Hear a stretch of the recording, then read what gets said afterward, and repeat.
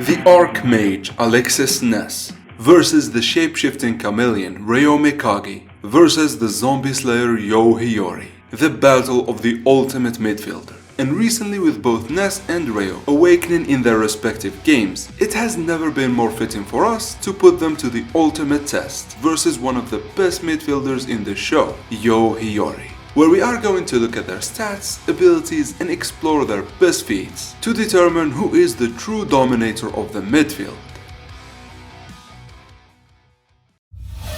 Hiori, Isagi's right-hand man, one of the most calm, collected, and professional players in the show. But don't let that fool you, as Hiori is one of the most sadistic and egotistical midfielders we've seen, with an insane dream to fit his big ego, as Hiori wants to be the producer of the best striker ascension story to the #1 spot. But as always, we gotta start with his physicality. And I gotta say, the case for Hiori is actually he is not that special. He is Mr. Average in every aspect to his physicality. I mean, with the exception to a great endurance, any other stat isn't really noteworthy for Hiori. However, and much like Isagi and Bajira, looking at Hiori's stats wouldn't reveal just how broken he is. And for that, we gotta jump to his abilities and weapons. Now, straight up, I gotta say this, Hiori has probably one of the best technicalities in this show. I actually would say he is only second to Rin and Sai. And what I mean by this, the way Hiori handles the ball, the way he sees the game, and even players is all top notch. And this is actually something that he had from the start due to his genetic mashup coming from two parent athletes and whatnot. Which, to be honest, is a bit confusing because this kinda makes him a genius, but Isagi said the holistic type of egos are talented learners. And we know Hiori is a world or a holistic type ego. And I don't know, for some of these players, this definition was not consistent at all. And I feel a further explanation is due, meaning we might get a more in-depth explanation for players who don't fit the mold like Hiori. In any case, however, this technicality and natural affinity to the ball, coupled with his very calm demeanor,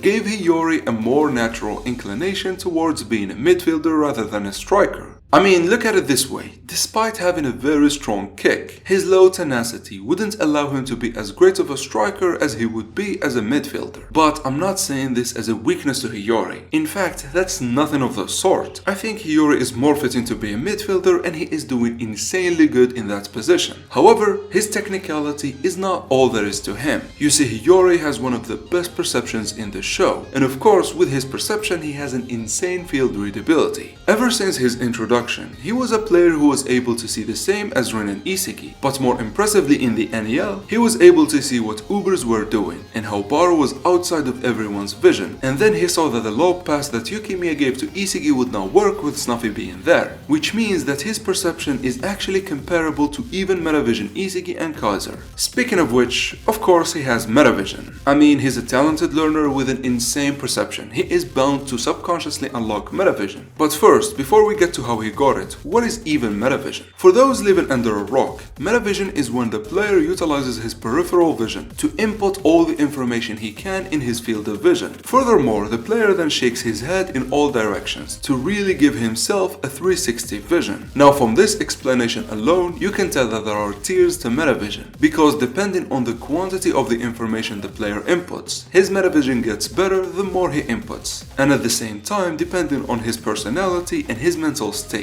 the player's ability to input varies, and because Hiori has one of the calmest mentalities, his Metavision is of the highest caliber, as I said, rivaling even Isagi and Kaiser's. But wait, I actually did not speak of how Hiori got his Metavision. Well, for that, we actually gotta talk about another weapon of his. Or I should say, not a weapon, but actually a sub-weapon, which is actually his insane perception, but not in field readability, but actually in player understanding capabilities. We saw after witnessing Rain play just once with Isagi, he was able to match his playing style completely, and actually be a better support than Isagi due to his calm mentality. But also, even when we saw Isagi struggling to match Rin and Shido, Hiori was the one who deducted what Isagi was missing at that point in order to reach them. And due to this realization, Isagi subconsciously awakened his Metavision, and after learning it consciously in the NEL, Isagi taught it to Hiori, coming full circle. And this is actually very important, as Isagi taught Hiori Metavision in order for him to have an an ally who shares the same vision. And here, due to them operating on the same level, Hiori and Isagi were able to born a new weapon, which is reflex meeting reflex. As without the need for eye contact or even looking directly at the striker, Hiori can deliver the perfect pass in any situation, which honestly makes defending against him and Isagi in this state super hard, as one can't expect the timing of the pass that is going towards the striker. But before we actually go to his passes, I want to talk about his ability to read the players he play with or against, as it's not just a flashy weapon, but also it plays a huge role in his ability to dominate the midfield, as it actually enables him to unlock the protagonist feeling weapon.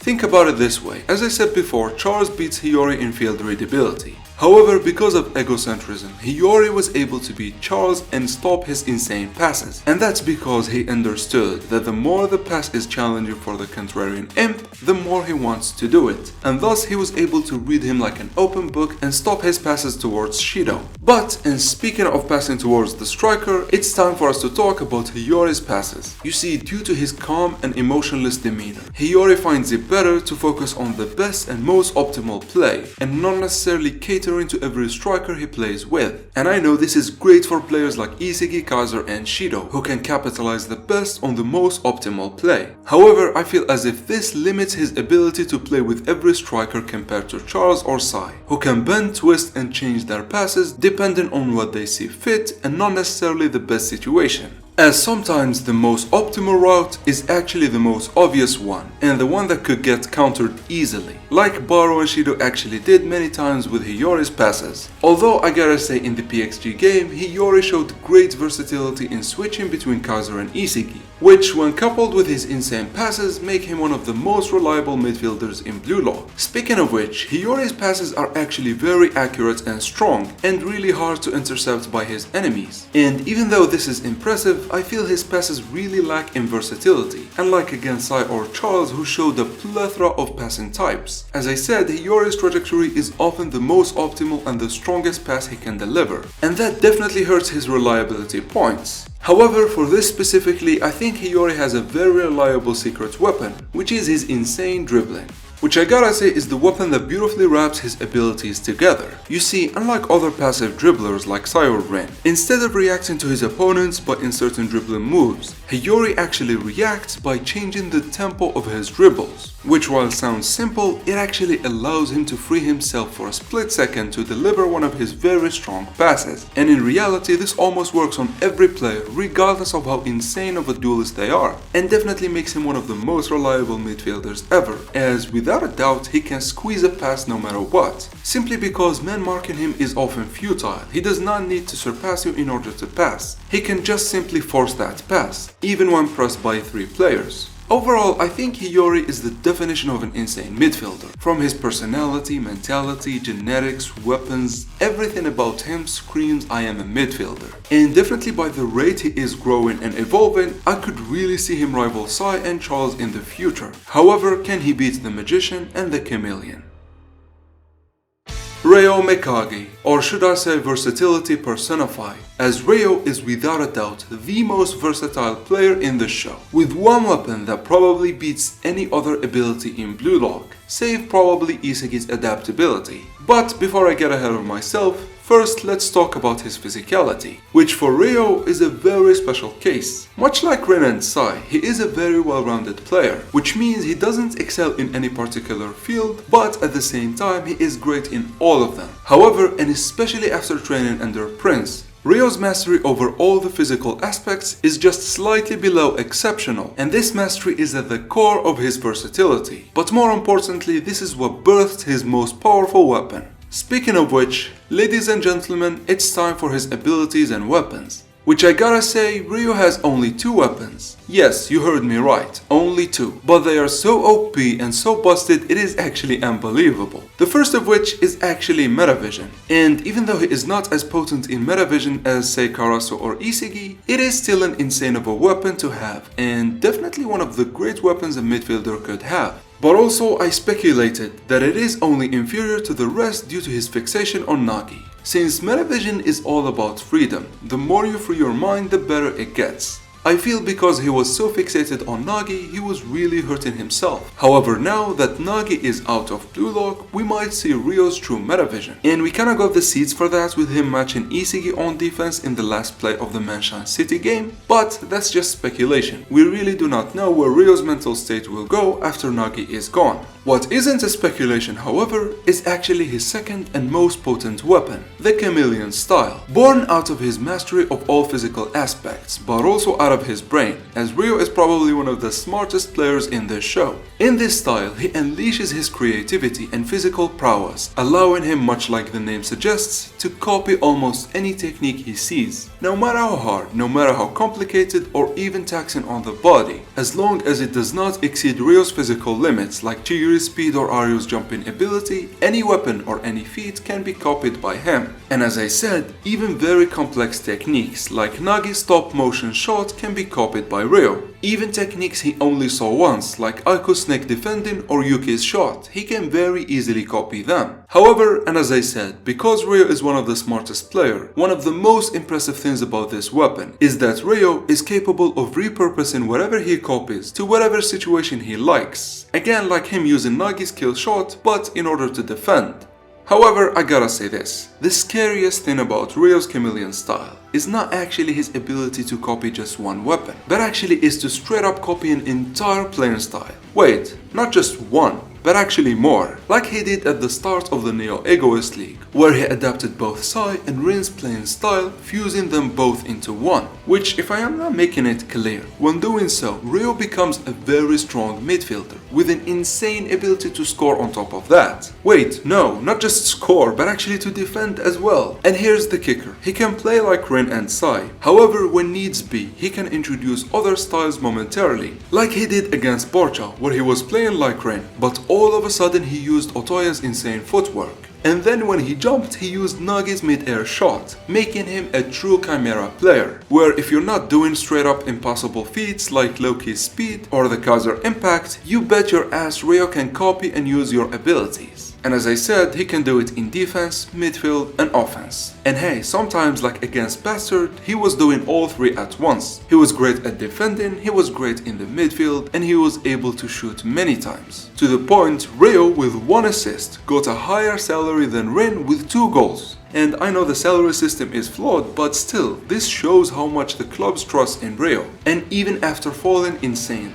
once he showed what he can do again in the Barca game, the clubs understood that they need to snatch him up. And just 1 mere goal and 2 assists put him above a lot of players who did wonderful things in the NEL. And to be frank guys, I really find it hard to think of a stronger, more versatile weapon than this. As I said, I can only see Isagi's adaptability, Rin's berserker state, or maybe Baro and Kaiser's unpredictability being the only weapons that somewhat come close to the Chameleon style. And even that, I still think this is the strongest weapon without a doubt. But hold on a second, if this is the strongest and most versatile weapon that single-handedly can alleviate the need to have any other weapons, how come Reo isn't soaring high with the likes of Isagi, Rin and Baro? Well, as you all know, it's never about the weapon, it's about how you use it. Take Isagi for example. He took the double gun volley from Nagi and made it 100 times more threatening. As again, it's not about the weapon, it's actually about the mentality. That's why Noah was so impressed with Baro, which by the way, it's out of character for everyone's favorite backstabber. But I feel Noah really liked how much tenacity Baro is showing, and how he doesn't stop or settle unless he is the best. And unfortunately, this is where Reo falls short, and by a huge mile too. As to be honest, I rank Reo very high in terms of toxic mentalities that hurts one's potential, rivaling even Yuki before he changed in the PXG game, as his fixation on Nagi is just sickening, man.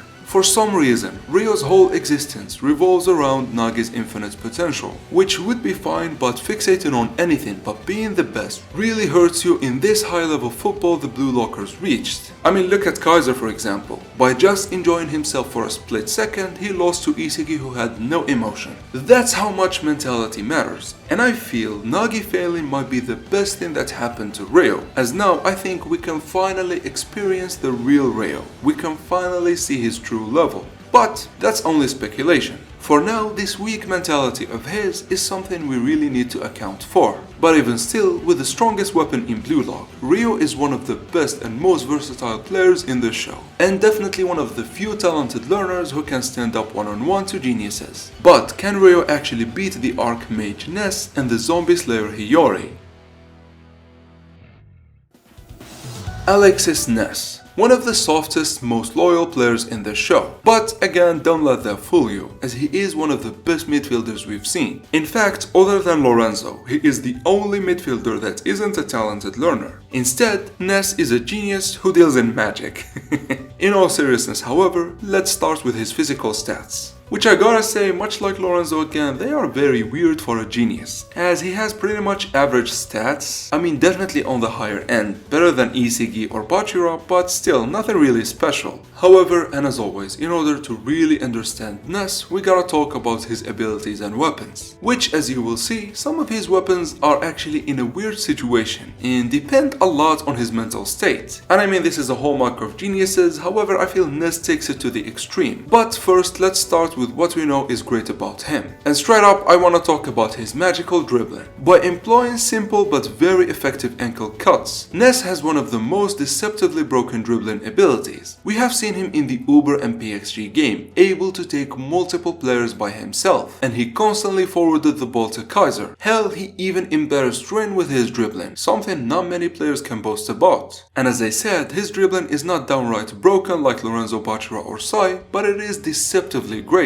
And much like I said in Hiori, it really fits with his playing style, as with his simple angle cuts, he can give himself the space in order to deliver one of his signature passes. Speaking of which, let's actually talk about Ness's passes, which are the exact opposite of Hiori's, while the latter values the most optimal play with strong, very hard passes. Ness's passes are gentle and very striker-tailored, as he delivers passes that are completely in tune with the striker's ideal playing style. In fact, in this regards, he even beats Charles and rival Sai, who I think has the best and most tailored passes in the show. But even though this alone is great, what took his passes to the next level is actually him showing the ability to deliver Sai-like challenging passes. And by the way, this really shows how much Charles and Sai are really great when it comes to being a midfielder, as I find myself comparing these players a lot to them. But in any case, we've seen these challenging passes from Ness towards the end of the PXG game. You see, when Kaiser told him that his old self won't do, and him and Isigi are evolving while Ness is stagnating, the answer that came to Ness's mind was not just great, but actually perfect, as he gave Kaiser the most challenging yet possible pass a midfielder can give. And Kaiser did not capitalize on that due to him losing faith in Ness, unlike Isigi, who had no emotions and who ended up capitalizing on that perfect pass. And as I said, this pass was the same as Sai's challenging passes that he kept feeding Shiro in the U20 game, which, as you all know, were praised by even Ego himself. And when we couple this with his usually gentle and tailored passes, it makes Ness one of the best passers in the show. Now, as you all know, passing without having a great vision is often limited. I mean, you wouldn't be able to deliver perfect passes if you can't read the field well. And before, I always thought that this is one of Ness's biggest shortcomings. Despite him being one of the great midfielders, I always was on the fence regarding his perception. However, in the PXG game again, he showed that he has an insane vision for spotting the best passing routes, which is very similar to Charles Sniper's eyes. And while I don't think he has them, I think Ness has an instinctive way of achieving the same results. And this is of course due to him being a genius. But also this is where it gets weird with him, because in that same game, in the PXG match, he was not very consistent with spotting the best passing routes. And so unlike with Charles or Sai, this weapon isn't as cultivated as it can be with Ness. But in reality, it doesn't end with this, as another great weapon of his that suffers from the same issue is actually his perception. And I'm not talking his perception to deliver the passes, I'm talking in his positioning. As I said before, I really wrote him off as having one of the worst positioning in Bastard Munich. However, and again in the PXG game, when he was pushed, he showed the ability to instinctively perfectly position himself, beating even Metavision users like Karasu into the ball sometimes. But as I said, it suffers from the same consistency issue he had. as much like his ability to snipe the best passing course, it seems that his positioning is very conditional and dependent on his mental state, which much like Reo's situation, that's definitely one of the worst types of weaknesses. And actually, much like Reo again, Ness also is so fixated on Kaiser for some reason. However, I think he is better off than Reo, because at the end, Ness's answer to losing Kaiser was actually to challenge him, unlike Reo who got so happy that he got Nagi back that he started catering to him. However, this is still something we need to account for, as his fixation on Kaiser definitely hurts him. But here we actually reach a very curious situation with Ness. You see, when the writer actually got asked about him, Mr. Kenshiro said that he has great plans for Ness in the future, and he definitely showed the seeds for that in the PXG game. This means that Ness right now is actually in the metamorphosis phase, and the birth of the best genius midfielder in the U20 category is very imminent and close, making him one of the characters that we need to watch closely. As you all know, mutations in geniuses are very violent, and when they happen, they usually take the world by storm. And to be honest, right now Ness is one of those characters I can't wait to see more from in the U20 World Cups. But can his current state beat the chameleon and the video game protagonist?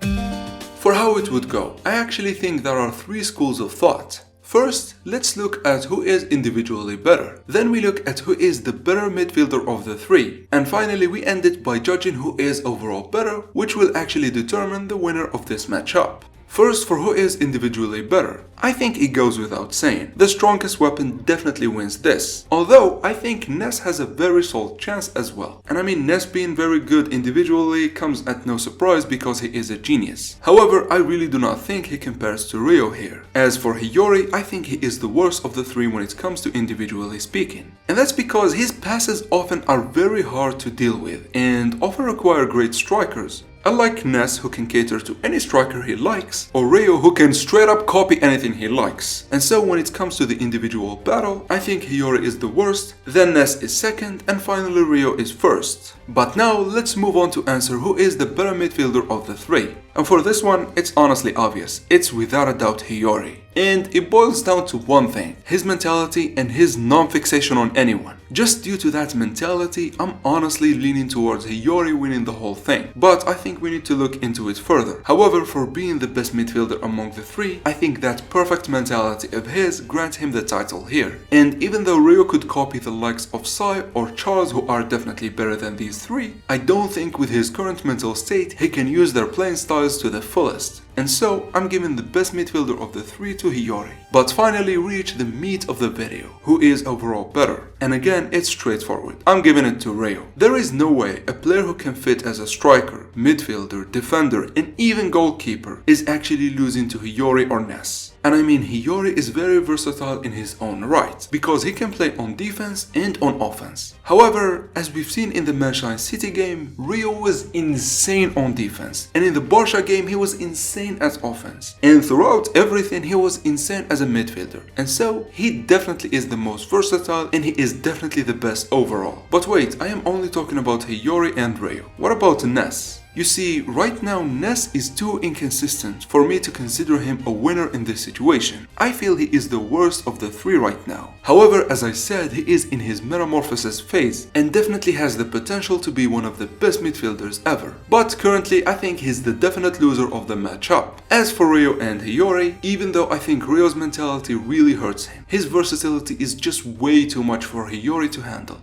And so I am definitely giving the overall assessment to Reo, and thus he is the winner of our matchup today and the one walking with the W. However, that's all I've got for you today, guys. I really hope you enjoyed the video, and until next time, thank you for watching.